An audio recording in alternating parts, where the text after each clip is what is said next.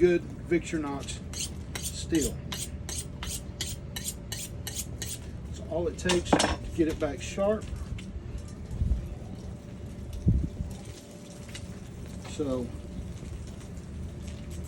I'm going to start off right down this handle.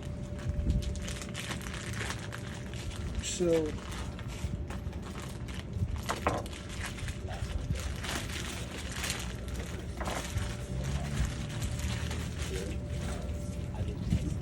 we're going to start off on this side. This one's kind of a funky shape, but we're going to clean this up. Big chunk of fat up here on the top. This can be used for tallow. This right here, this handle,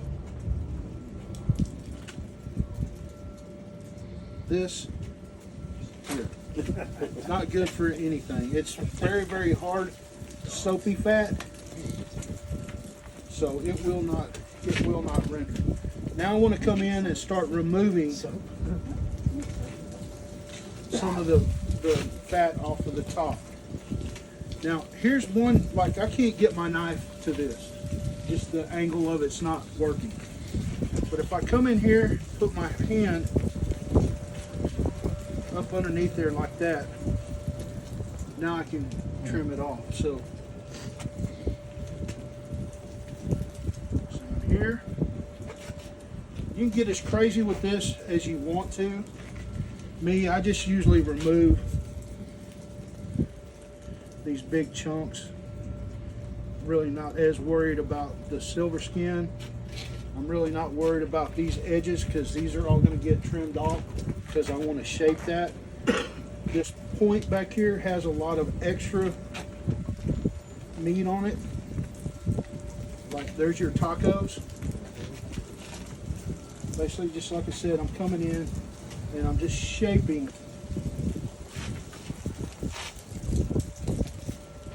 this brisket. Trying to get this back here rounded off. So like I said, that's all still good meat. Now, see how I have this discolored meat on this edge? A lot of times the flats are a lot wider. This one's pretty small. But I want to take and come right down this edge.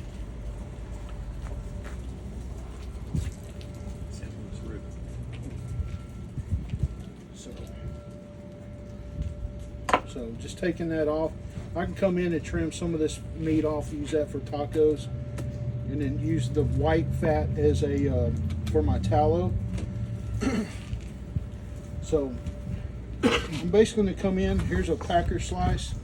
That's just a oops right there. I'm not going to be able to really take all of that out, but basically just coming in like so. That's still taco meat, kind of rounding these edges off a little bit. Basically, we're just shaping this brisket, okay? This side, I'll call this side good. Now we're gonna flip it over. If I wanna come in here, so I've got this edge like that, and I wanna clean that up. Just come down at an angle. Now I've just cleaned that edge up there. Now, what I'm going to do next is remove what's called the mohawk or the shark fin. If I stand this up, it kind of looks like a shark fin. So basically, I'm going to come in and I want to take that off.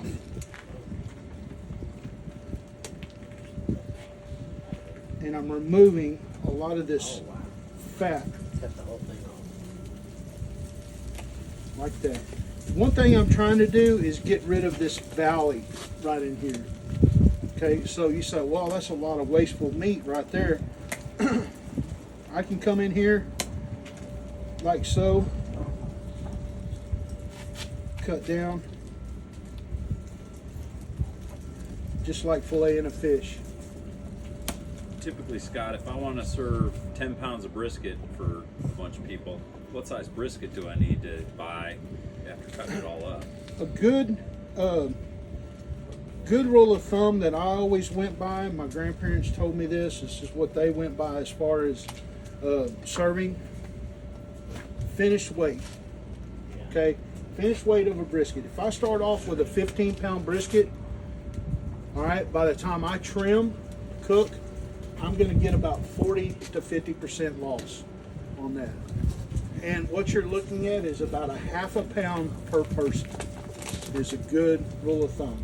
You might have somebody that eats a quarter of a pound.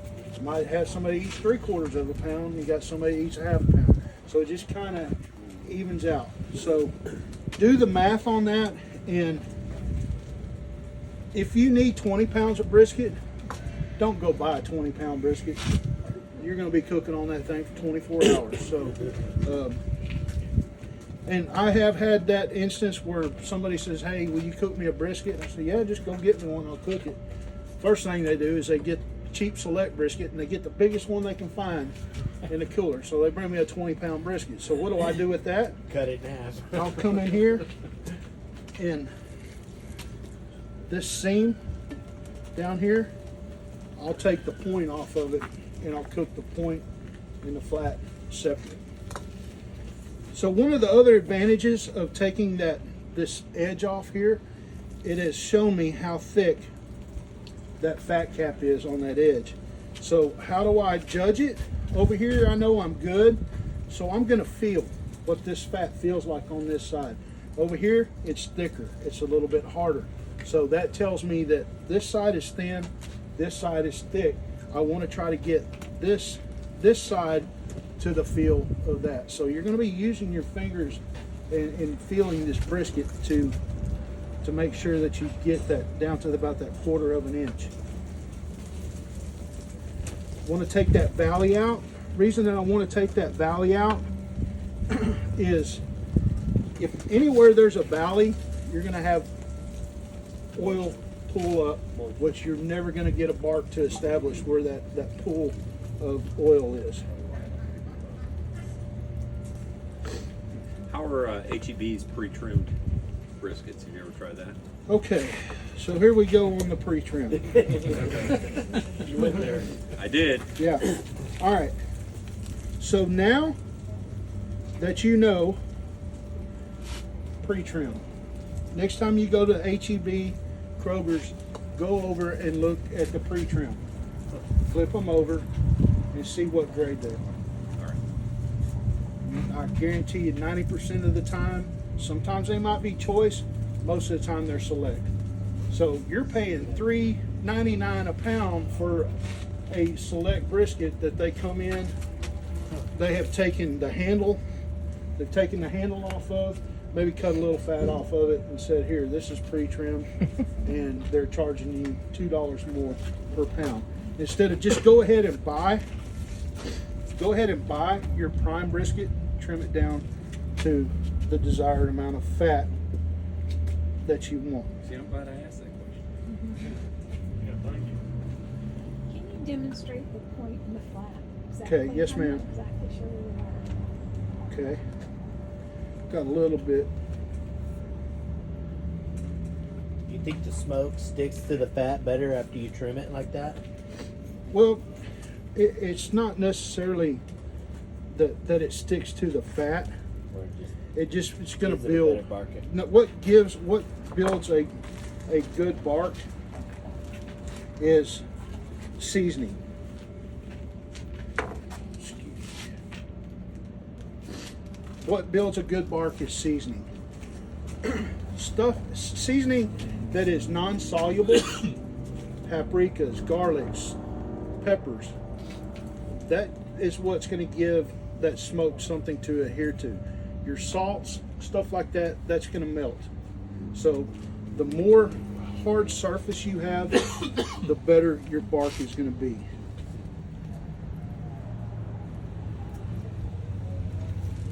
So there we've got this one trimmed down.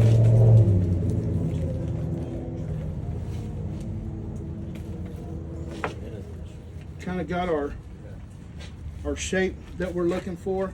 Still got all this taco meat over here, still good meat. Now we're going to go ahead and season. flip this over. And here I have the alumni, which has already got the graduates kind of mixed 1-to-1.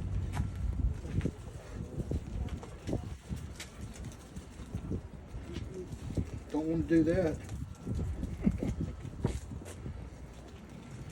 Maybe Austin set you up on that one. Yeah, he probably did. Windage and elevation.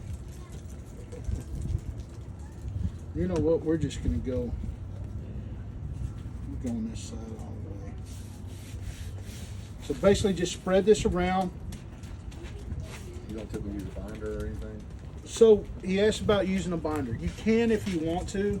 Some people will use Worcestershire sauce, mustard. The thing is with mustard, if you use mustard, cut the mustard. Okay, cut it with a pickle juice or apple cider vinegar.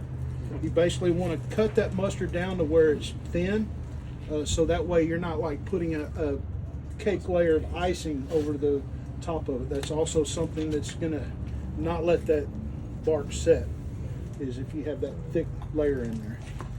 I've even seen people use mayonnaise, thin coat of mayonnaise on there. What is mayonnaise? Eggs, oil. It all melts off anyway. So here I have one side seasoned. I do this.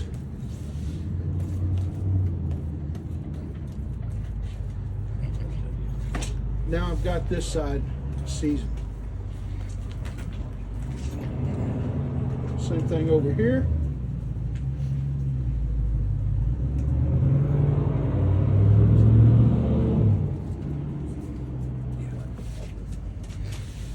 Spread this around, pat it down, turn it up.